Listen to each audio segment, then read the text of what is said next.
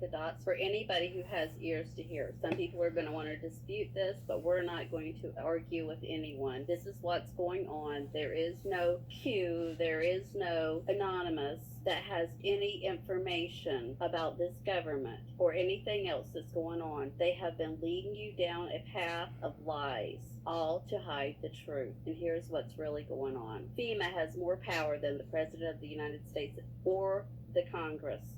It has the power to suspend laws, move entire populations, arrest and detain citizens without a warrant, and hold them without trial. It can seize property, food supplies, transportation systems, and can suspend the Constitution. When a state of emergency is declared, Executive Order 11921 allows the Federal Emergency Preparedness Agency to develop plans to establish control over the mechanisms of production and distribution of energy sources, wages, salaries, credit, and the flow of money in the U.S. financial institution in any undefined national emergency. It also provides that when a state of emergency is declared by the President, Congress cannot review this action for 6 months.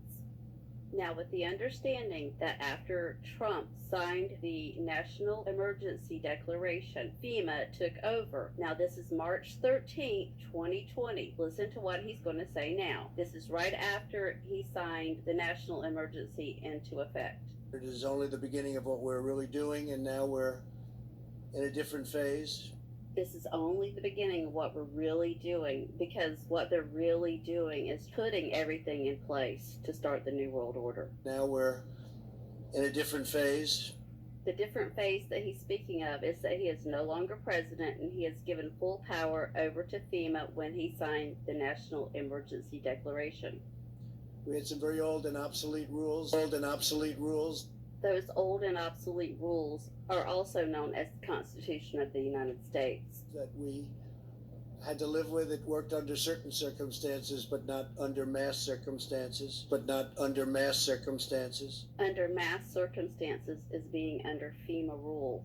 They were there for a long time. They were in place for a long time, and we're breaking them down now. They're definitely breaking them down because the Constitution is suspended. And they're very usable for certain instances, but not for this. Because they can't go forward with their plan with the Constitution, our constitutional rights still intact. To unleash the full power of the federal government in this effort today, I am officially declaring a national emergency. So he is officially telling us in a coded message that we are now under the rule of FEMA, no longer having a president.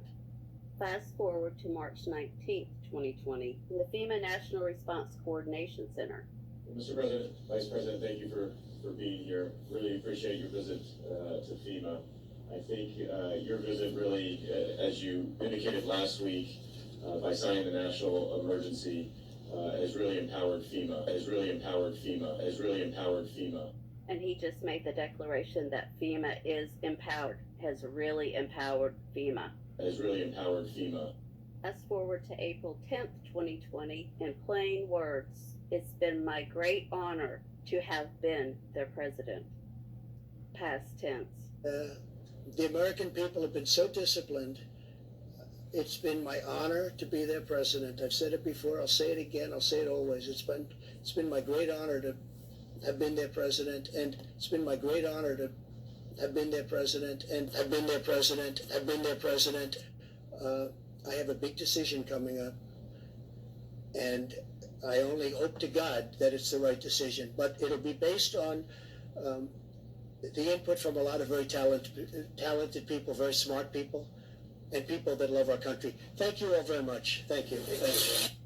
He actually will not be making any more decisions. This group of people that he says will be helping him make decisions are the ones that are making decisions now, because it is FEMA that is making the decisions. And as you can hear in this live briefing, Trump obviously does not know what's going on, because he said, you should have let us know, when Mike Pompeo said we're in a live exercise. Pompeo says this is a live exercise. And what you'll hear in the background is Donald Trump say, you should have let us know. This is not about retribution.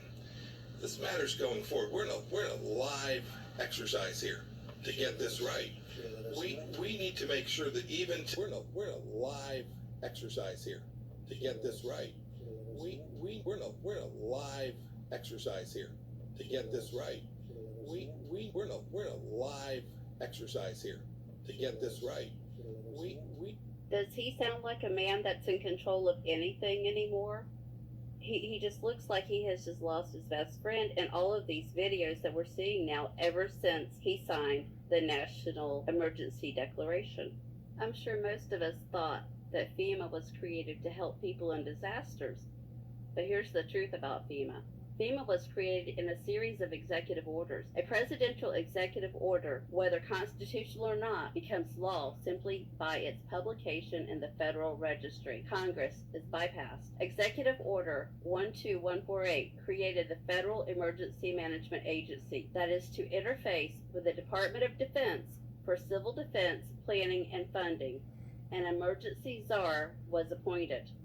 Executive Order 12656 appointed the National Security Council as the principal body that should consider emergency powers. This allows the government to increase domestic intelligence and surveillance of U.S. citizens and would restrict the freedom of movement within the United States and grant the government the right to isolate large groups of civilians. That's where we're at right now, people. We are all being told what to do, where we can and can't go. The National Guard could be federalized to seal all borders and take control of U.S. airspace and all ports of entry. Executive Order 10990 allows the government to take over all modes of transportation and control of highways and seaports. Executive Order 10995 allows the government to seize and control the communications media. Executive Order 10997 allows the government to take over all electrical power, gas, petroleum, fuels, and minerals. Executive Order 10998 allows the government to take over all food resources and farms. Executive Order 11000 allows the government to mobilize civilians into work brigades under government supervision. Executive Order 11001 allows the government to take over all health, education, and welfare functions.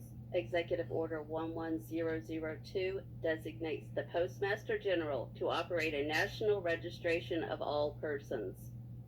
That's where your census comes in. Executive Order 11003 allows the government to take over all airports and aircraft, including commercial aircraft. Executive Order 11004 allows the Housing and Finance Authority to relocate communities, build new housing with public funds, designate areas to be abandoned, and establish new locations for populations. Executive Order 11005 allows the government to take over railroads, inland waterways, and public storage facilities. Executive Order 11051 specifies the responsibility of the Office of Emergency Planning and gives authorization to put all executive orders into effect in times of increased international tensions and economic or financial crisis.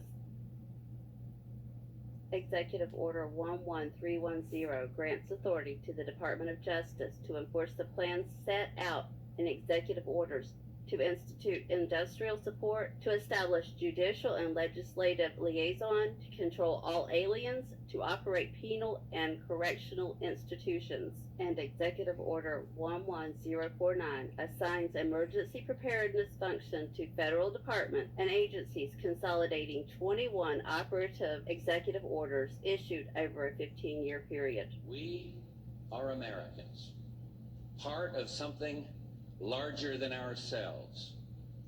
For 2 centuries, we've done the hard work of freedom, and tonight we lead the world in facing down a threat to decency and humanity. What is at stake is more than one small country. It is a big idea, a new world order, where diverse nations are drawn together in common cause to achieve the universal aspirations of mankind: peace and security, freedom, and the rule of law. Such is a world worthy of our struggle and worthy of our children's future. Yeah, I think we're going to have a vaccine by the end of the year. We're doing very well with the vaccine. And I will tell you something. I just literally left a meeting. We're mobilizing our military and other forces, but we're mobilizing our military, other forces. You don't have to like